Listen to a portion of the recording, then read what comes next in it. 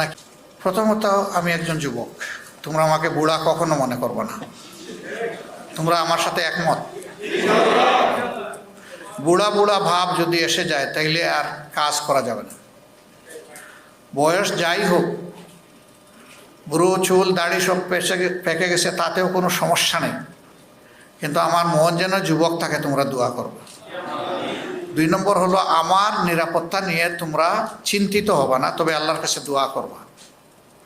কারণ আমরা সকলেই আল্লাহর কাছে আমাদেরকে সাপোর্ট করে দিয়েছি।